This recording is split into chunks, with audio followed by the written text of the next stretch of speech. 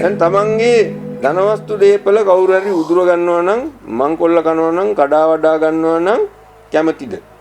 නැහැ. අපි එහෙම කැමති නෑ. දෙවන්නේ කැමති වෙයිද? නැහැ. ඒත් නෑ. එහෙනම් ඒක සුචරිතයක්ද දුස්චරිතයක්ද? ඒක දුස්චරිතයක්. නොකල යුත්තක්. එහෙනම් ඒකත් හොඳයි. දැන් තමන්ගේ භාර්යාව ගාවට හෝ ස්වාමි පුරුෂයා ගාවට හෝ දූ දරුවෙක් ගාවට හෝ වැරදි ලෙස අන් කෙනෙක් සමීප වෙනවා නම් ඇසුරු කරනවා නම් කාම සංතරපණයකේ දෙනවා නම් ඒකට ඔයා කැමති වෙනවා. නෑ අපි කවුරුත් එහෙම කැමති වෙන්නේ නෑ.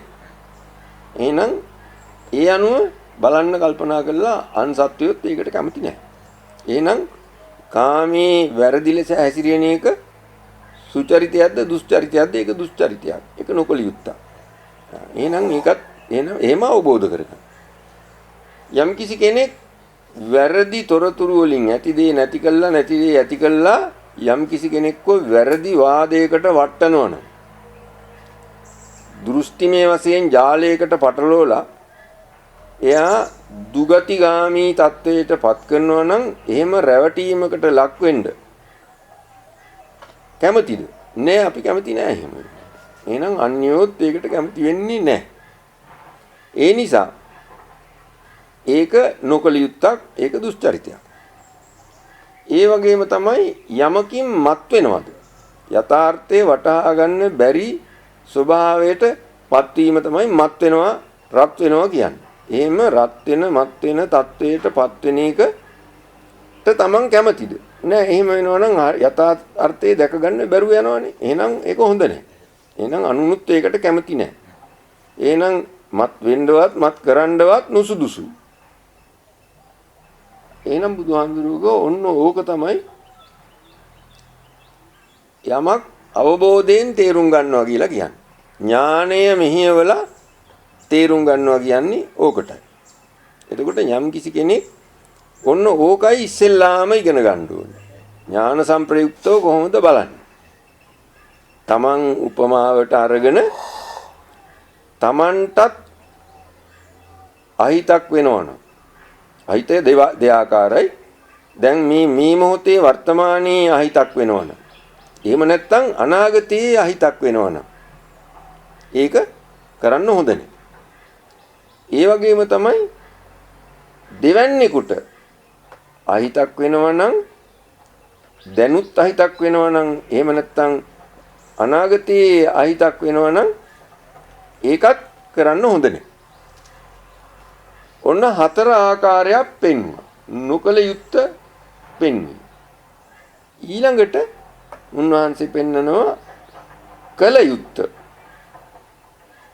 මොකද්ද? Tamanට වැඩක් වෙනවා නම් අනුන්ටත් වැඩක් වෙනවා නම් දැනුත් වැඩක් වෙනවා නම් අනාගතයේදීත් වැඩක් වෙනවා නම් අන්න ඒක කල යුත්ත. එතකොට මේ දෙකෙන් එක පැත්තකට හරි නරකක් වෙනවා නම් Tamanට හොඳක් වෙනවා හැබැයි අනුන්ට අහිතක් වෙනවා. දැන් හෝ අනාගතයේ හෝ. එහෙමනම් දෙපැත්තෙන් එක පැත්තකට හෝ දැන් හෝ අනාගතයේ හෝ අහිතක් අවඩක් සිද්ධ වෙනවා නම් ඒක නොකල යුතුයි. ඔන්න ওই විදිහට බුදු පියාණන් වහන්සේ පැහැදිලි කෙරුවා කාලාමයන්ට ඒක බෙදලා හතර ආකාරයකට. දැන් ඕක තමයි මේ මුළු බුදු පියාණන් වහන්සේගේ දර්ශනීයටම ඇතුල් වෙන්න අවශ්‍ය මූලික කොන්දේසිය මේ උන්වහන්සේ පෙන්නන. සුචරිතේ දුස්චරිතයේ වැඩ සිදුවීම සහ අවැඩ සිදුවීම කියන එක උතනින්මයි එන්නේ. ඔය දෙක හරියටම දැක ගන්න ඕනේ. එතකොට ඒ දෙක අනුන්ටයි Tamanටයි කියන දෙක දැනුත් අනාගතයේදීත් කියලා ආයේ දෙකකට බෙදලා කරුණු හතරක් වෙනවා. ඔන්න ඔය කරුණු හතර හරියට දැකගත්තා නම් යම් කිසි කෙනෙක් අවශ්‍ය පැත්ත මොකද්ද බැහැර කළ යුතු පැත්ත මොකක්ද කියලා දැක ගන්න එක. නිකම්ම දැනගත්තට මදි ඒක තමන්ගේ ක්‍රියාකාරීත්වයට සම්බන්ධ කරලා දැක ගන්න ඕනේ. අන්න එහෙම දැකගත්තා නම් අන්නේ දැකගත්ත දේ තුල තියෙනවා එහෙනම් ඇසුරු කළ යුතු කරුණු 4ක් සහ බැහැර කළ යුතු කරුණු 4ක්. දෙවරක් දෙක හැටියටනේ අපි එක පැත්තක් ගත්තේ. එතකොට එහෙනම් තමන්ටත් අනුන්ටත් දැනුත් අනාගතයේදී හොඳක් වෙන කියන අවස්ථා 4 අපි ඇසුරු කළ යුතුයි. නොහොඳ වෙනවා නම් එක පැත්තකට හරි ඒව බැහැර කළ යුතුයි. ඔන්න ඕක විස්තර කරන්න ගිහිල්ලා බුදු පියාණන් වහන්සේ අන්තිමට කිව්වා චත්තාරෝ අස්සාසෝ අදිගතෝ හොಂತಿ කාලාම කියලා. මේක හරි වැදගත් තැනක්. බුදු පියාණන් වහන්සේ කියනවා කාලාම ඔන්න ඔහොමයි අස්සාස 4 පූර්ණේ කරගන්න. කියලා. ඒ කිව්වේ ඇසුරු කරන 4ක්, ඇතුළට ගන්න 4ක් පෙන්වුවා. ඒ අනුසාරයෙන් බැහැර ගන්න 4කුත් පෙන්වුවා. ඇතුළට ගන්න 4 තමයි වැදගත්ම. ඕක තමයි බුදුදහමේ හරය.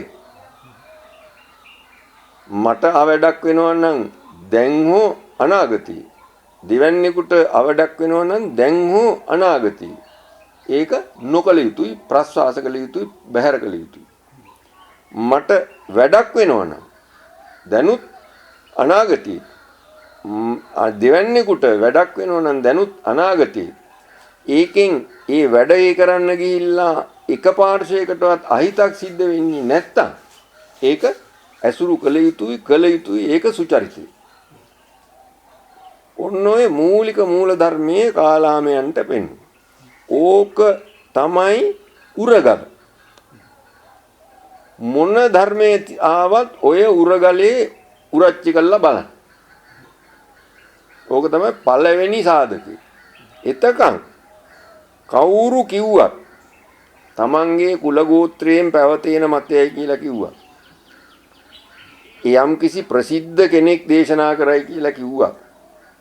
ශාස්ත්‍රවරයම ඇවිල්ලා කිව්වත් පිටක පොතක තියෙනවයි කිව්වත් තමන්ගේ තර්කයට ගෝචරයි කියලා කිව්වත් තමන්ගේ මතයට අනුකූලයි කියලා ගත්තත් ඒ එකකින්වත් පිළිගන්න හේතුවක් හොයාගන්න බෑ.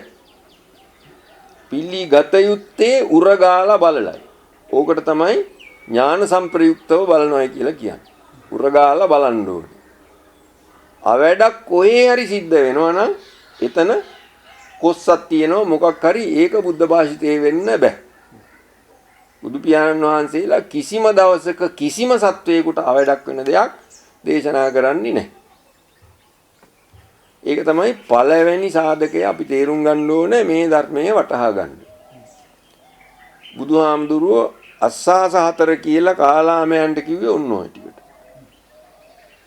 එතකොට ඕක තමයි අපි පාවිච්චි කරන්නේ අර මහා ධර්මස්කන්ධය හරියටම බුදුහාමුදුරුවෝ කියපු එක ලියා ගන්න. එක සාධකයක් වුණේ. ඕක සම්පූර්ණ කළා නම් යම් කිසි කෙනෙක් කාලාම සූත්‍රයේම තියෙනවා ඊළඟ පියවර මොකද්ද? එහෙම තමන්ටත් අනුන්ටත් හිංසාවක් කරදරයක් නොවන ආකාරයෙන් තමන්ටත් අනුන්ටත් වැඩදායක වෙන ආකාරයෙන් යමෙක් ක්‍රියාව ඇසුරු කර ගන්නවා නම් අන්න එයා නිකම්ම බය පහක් වෛර පහක් දුරු කළ පුද්ගලයා වෙනවා. එයා තින් කවමදාක්වත් ප්‍රාණඝාතයක්වත් ප්‍රාණඝාතයට අනුබල දෙන්නා වූ මොනම ක්‍රියාවක්වත් ප්‍රාණඝාතයේ අනුමත කිරීමේ එක වචනයක්වත් සිද්ධ වෙන්න බෑ. ඒ වගේම තමයි අදත්තා දානයත් ත්‍රිකෝටි පාරිශුද්ධියෙන් තමන් කරන්නෙත් නැහැ, අනුන් ලව්වා කරවන්නෙත් නැහැ. ඒක අනුමත කරන වචනයක් පිට කරන්නෙත් නැහැ. කාම මිත්‍යාචාරයත් එහෙමමයි. මුසාවත් එහෙමමයි. මත් බවත් එහෙමමයි. ඔන්න ඔය විදියට තුන් කොණින් පිරිසිදු වෙච්ච සීලයක් නිකම් පිහිටනෝ ප්‍රඥාවෙන් උරගාල බලන. දැන් තමන්ගේ උරගල ඕක. ඔන්න ඔතෙන්ටපත් වුණා නම් යම් කිසි කෙනෙක් බය පහක් වෛර පහක් දුරු කර කෙනා කියලා කියන්නේ මෛත්‍රී කරන්න පටන් ගන්න එක්ක. ඒකෙන් විතරයි අන් සතෙකුට හිංසාවක් නොවෙන්නේ. අන් සතුන්ට මොනම ආකාරයකවත් හිංසාවක් වෙනවද කියලා හොයලා බල ඒක ඉවත් කරනවා. ඕක ආරම්භය. ඔය ආරම්භයේ විතරක් නෙමෙයි මෛත්‍රිය කියන්නේ. ඕක හුඟා දුර ගෙනියන්න ඕනේ. නමුත් ඔන්න පටන් ගන්නද ප්‍රඥාවෙන් පටන් ගත්තා. දැක්කා. උරගාලා බලනවා මේක මෙහෙමද? මට වෙනවා නම් මම ඒකට කැමති වෙයිද? නෑ. එහෙනම් ඒව කරන්න හොඳ නෑ. කියලා. ඔන්න ওই ටික තමයි මකාලාම සූත්‍රයෙන් තේරුම් ගන්න. ඔතන විශේෂ කරුණක් තමයි සමහර දේවල් තියෙනවා ප්‍රියමනාපයි හානිදායකයි. ඒක තේරුම් ගන්න ඕනේ. ප්‍රියමනාප භාවය එකක් හානිය කියන්නේ වෙන එකක්. එතකොට දැන් සමහර කෙනෙකුට අපිට දැන් රුධිර පීඩනයේ තියෙන්න පුළුවන්. රුධිර පීඩනයේ තියෙන එක්කෙනා ලුණු කණ්ඩ කැමති. හැබැයි දොස්තර කියනවා ඔය කෑවොත් ඔයාට පීඩනය වැඩි වෙනවා නහරයක් පුපුරන්නත් පුළුවන්. දැන් කැමැත්ත එකක්. Tamante හිත කර දේ වෙන එකක්. එතකොට අන්න මේ හිත කර දේ ගැනයි කියන්නේ. කැමැත්ත නෙමෙයි. සමහර විට දෙවැනි සත්වයේ ආස දෙයක් ඉල්ලන්න පුළුවන් අපිට. නමුත් අපි කල්පනා කරන්න ඕනේ එයාට ඒක මම දෙන එක එයාට හොඳක්ද කරන්නේ නරකක්ද කරන්නේ. ඔන්න ওই විදිහටයි උර ගන්න ඕනේ. දැන් සමහර කෙනෙක් ඇවිල්ලා අයිස්ක්‍රීම් එකක් ඉල්ලනවා. ඒකෝර අපි ළඟ අයිස්ක්‍රීම් තියෙනවා. හැබැයි එයා දියවැඩියා රෝගෙක් නම් මං එයාට කරන්නේ හානියක්. එහෙනම් නොදිය යුතුයි. ඒකයි වෙන්න ඕනේ. ඒ විදිහටයි මේක තේරුම් ගන්න. ඔන්න ආස්වාස හතර හරියට ක්‍රියාත්මක කරන්න තැන. ඔන්න ඕක තේරුම් ගත්තා නම් ඕක තමයි පළවෙනි කරුණ බුදුහාමුදුරුව පෙන්නන්නේ. මේ අවුල ලියා ගන්න තියෙන එක දෙයක්. කවුරු හරි මොනවා හරි කිව්වම ඔතෙන්ට ගලප්පලා බලනවා. කාට හරි චක්‍රයේ කොතන හරි හිංසාවක් වෙනවද? එහෙනම් ඒක අධර්මයි. ඔක්කොටම සුව වෙනවා හොඳක් වෙනවනම් අන්න ඒක දහම. ඔන්න ওই විදිහට මේක සැලකිල්ලට ගන්න ඕනේ අපි. පළවෙනි කරුණ. එතකොට දෙවැනි කරුණ බුදුහාමුදුරුවෝ දේශනා කරනවා ඒක දීර්ඝ ලෙස දේශනා කරන උන්වහන්සේ මේ මහා පරිනිබ්බාන සූත්‍රය. මහා පරිනිබ්බාන සූත්‍රය කියන්නේ දිගම සූත්‍රයක් නේ. ඒකේ සතර මහා ප්‍රදේශ කියලා කොටසක් වෙනම දේශනා කරනවා. ඔය ධර්ම ගැටලු ලියා ගන්න. එතකොට ඒකේ උන්වහන්සේ පෙන්වනවා යම්කිසි ස්වාමීන් වහන්සේ කෙනෙක් හරි යම්කිසි බාහනකවරයෙක් හරි මම මෙහෙම බුදු පියාණන් වහන්සේගෙන් ඇහුවයි කියලා හරි බුදු පියාණන් වහන්සේ මෙහෙම කිව්වයි කියලා හරි කවුරු හරි ඇවිල්ලා යමක් කියනවා. ඒ හතර ආකාරයි. ඒකටයි කරුණු හතරක් කියලා කිව්වේ. කරන්න තියෙන්නේ එකම දෙයයි. මොකද්ද? ඒ ඇවිල්ලා කියපුවාම එක පාට පිළිගන්නත් බෑ. එක පාට බැහැර කරන්නත් හොඳ නෑ. එහෙනම් මොකද්ද කරන්න ඕනේ? ධර්මයට විනයට බහා බලන්න කියලා කිව්වා. දැන් ඕක බොහොම පරිස්සමෙන් ලියා ගන්න ඕන තැන. ධර්මයේ කිව්වේ මොකද්ද? විනය කිව්වේ මොකද්ද? දැන් ධර්මයට විනයට ගලාපා බලන්න කියන එක එහෙනම් හැමදාම ගලපා බලන්න පුළුවන් කරුණක් මේ. එතකොට බුදු පියාණන් වහන්සේ බුද්ධත්වයටපත් වුණ ආසන්න කාලයේදී වුණත් යොදන්න පුළුවන් ධර්මතාවයක් ගැනයි මේ කියන්නේ. එහෙනම් මොකද්ද ධර්මයේ කියන්නේ මොකද්ද විනය කියන්නේ කියලා දැනගන්න. ධර්මයේ කියන්නේ අපි ඒක තවදුරටත් විස්තර කරගන්නවා මේ හතරවෙනි කරුණ කතා කරනකොට ධර්මයේ කියලා කියන්නේ මේ පටිච්ච සමුප්පාද ධර්ම. දැන් ඒක හොඳටම පැහැදිලි වක්කලී සූත්‍රයේ බුදුහාමුදුරුවෝ වක්කලී හාමුදුරුවන්ට කියපු කතාවයි. බුදු පියාණන් වහන්සේ වක්කලී හාමුදුරුවෝ බෑ දකින්න ගිහිල්ලා වක්කලී හාමුදුරුවෝ බොහොම අසනීපෙන් මරණාසන්නව ඉන්නකොට බුදු පියාණන් වහන්සේ වැඩලා ඉතින් වඩිනකොට වක්කලී හාමුදුරුවෝ නැගිටින්න හදනවා. ඉතින් බොහොම දුර්වලයි නැගිටින්න බෑ. බුදුහාමුදුරුවෝ කියනවා නෑ වක්කලී නැගිටින්න ඕනේ නෑ. ඉතින් මේ ආසන තියෙන්නේ මං ඉඳගෙන කතා කරන්නම්. ඊට පස්සේ වක්කලී හාමුදුරුවෝ කියනවා මං මේ ලෙඩ වෙලා හින්දා ඔබ වහන්සේ බෑ දකින්න එන්නත් බැරි වුණා හුඟ කාලෙකින් කියලා. එතකොට බුදුහාමුදුරුවෝ කියනවා මේක බලන්නේ මොකටද වක්කලී? ඕකේ තියෙන දෙතිස් කුණපේම තමයි මේකේ තියෙන්නේ. මේක දැක්කයි කියලා කිසිම සෙතක් වෙන්නේ නැහැ. බුදුන් දකින්න ඕනේ නම් යම් කිසි කෙනෙකුට මේ කුණු කය දිහා බැලුවට වැඩක් නැහැ. වක්කලී ධර්මයේ දැක්ක කෙනා තමයි බුදුන් දකින්නේ. ඒක මේ ඇහෙන් දකින්න පුළුවන් මස්ලේ කයක් බලලා කරගන්න පුළුවන් එකක් නෙමෙයි. ඒ හින්දා මේක නෙමෙයි බලන්න ඕනේ. ධර්මයේ බලන්න. ඒ ධර්මයේ මොකද්ද කියලා දැනගන්න ඕන නම් පටිච්ච සමුප්පාදයයි බලන්න ඕනේ. අන්න ඒක තමයි ධර්මයේ කියන්නේ. ඊළ බුදු පියාණන් වහන්සේ පැහැදිලිවම විස්තර කරනවා. ඔන්න ඕකයි අපි ධර්මයේ කියලා බහා බැලිය යුත්තේ. ඔන්න ඔය ධර්මයට බහා බලන්න ඕන. ඔය ධර්මයේ මොකද්ද කියලා ඒ හින්දා අපි තේරුම් ගන්න ඕන. බුදුහාමුදුරුවෝ පටිච්ච සමුප්පාදය කිව්වේ මොකේටද? ඒකම තමයි ධර්මයේ කියන්නේ. ඒ බුදුහාමුදුරුවෝ දේශනා කරපු පටිච්ච සමුප්පාද ටික තමයි මුළු ධර්මස්කන්ධයේම තියෙන්නේ. අඩු වැඩි වශයෙන් එක එක ආකාරයෙන් උන්වහන්සේ විග්‍රහ කර පෙන්නන. එතකොට ඒ පටිච්ච සමුප්පාදයේ කොයිතරම් ගැඹුරුද කියලා අපි තේරුම් ගන්නවා නම් බුදු පියාණන් වහන්සේගෙන් ආනන්ද හාමුදුරුවෝ අහනවා. දැන් ආනන්ද හාමුදුරුවෝ කියන්නේ ධර්ම භාණ්ඩාගාරික. උන්වහන්සේ තරම් මේ බුදු පියාණන් වහන්සේගේ සූත්‍ර අහපු මතක තියාගත්ත තේරුම් ගත්ත කෙනෙක් නැහැ. වැඩිම සූත්‍ර ගානක් අහලා තින්නේ උන්වහන්සේ.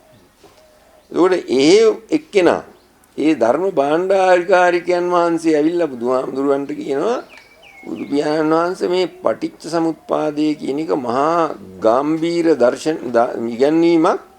මේක දැන් නම් මට වැටහෙනවා. එතකොට බුදුහාමුදුරුවෝ කියනවා මා හේවං ආනන්ද අවච කියලා. එහෙම කියන්න එපා ආනන්ද. ඒක නොකිව යුතු වචනයක්. අවචනයක්. වචනයක් නෙමෙයි කියන්න හොඳ නෑ. ඒ තරම් ගැඹුරුයි මේක. මේකේ සීමාවක් නෑ. බුද්ධ ඥාණයෙන් තමයි ඕක හරියට දැක ගන්න පුළුවන්. එයින් මෙපිට කිසි කෙනෙකුට මේකේ සමස්තය වැටහෙන්නේ නැහැ. ඒ සමස්තය දැනගන්න ඕනේ නැහැ නිවන් දකින්න. ඒ මූල ධර්මයයි තේරුම් ගන්න ඕනේ.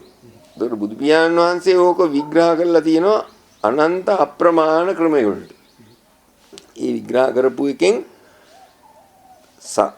මූල ධර්ම වශයෙන් විග්‍රහ කරපු ක්‍රම රටාවල් දැන් අපි පිටකයෙන් බැලුවොත් එහෙම 96 ආකාරයකට බුදු පියාණන් වහන්සේ ඔක විග්‍රහ කරනවා. දැන් මේ 96 කවදා බලා ගන්නද කියලා හිතන්න දෙයක් නැහැ. එහෙම ඔක්කොම ඕනේ කියලා බුදුහාමුදුරුවෝ කිසිම තැනක කියලා නැහැ. මේකේ මූලික හරය තමයි අපි වටහා ගන්න ඕන. ඒක ඔස්සේ අපි මේ පටිච්ච සමුප්පාද ක්‍රම රටාවල් උන්වහන්සේ දේශනා කරපු ඒවායි අපිට මූලික වශයෙන් ප්‍රයෝජනෙට එන්නේ අවිජ්ජා මූලක පටිච්ච සමුප්පාදයක් තියෙනවා. ඒක තමයි උන්වහන්සේ බොහෝ තැන්වල දේශනා කරන්නේ. මොකද මේ පෘථග්ජන පුද්ගලයා සංසාර ගමනේ යන හැටි ඒකේ විස්තර කරන්නේ. ඒ යන ගමන මොකද්ද? ඒ ගමනේ ස්වરૂපය මොකද්ද කියලා අපිට අවබෝධ කරලා දෙනවා.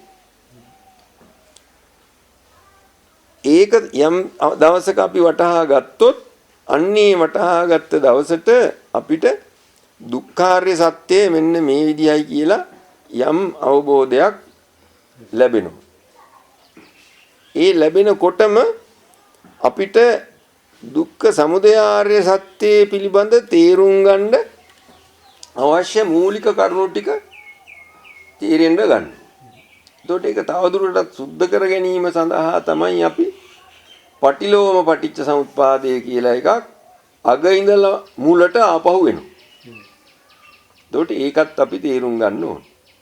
ඒකෙන් තමයි අර දුක්ඛ සමුදය ආර්ය සත්‍යය කියන එක යම් පැහැදිලි ආකාරයකට දැක ගන්න අපිට උදව් වෙන්නේ. ඊළඟට උන්වහන්සේ ඒක ආපහු නිරෝධ වෙන හැටි පිළිවෙලින් දේශනා කරගෙන යන පටිච්ච සමුප්පාද රටාව. අන්න ඒක පරිහරණය කරන්න ගත්තම ඒකේ තරම් සංකීර්ණ දෙයක් නෙමෙයි. මුල් දෙක තේරුම් අරන් තියෙනවා නම් ඊළඟට ඒක කියනකොට මේකයි ඒකේ අර්ථය කියලා නිකම්ම Tamanට වැටහෙනවා. අන්න ඒ විදිහට ඒ නිරෝධ ක්‍රමය කොහොමද වෙන්නේ කියලා දැක ගන්න පුළුවන් වෙනවා තුන්වෙනි ක්‍රමයේ තේරුම් ගත්තා.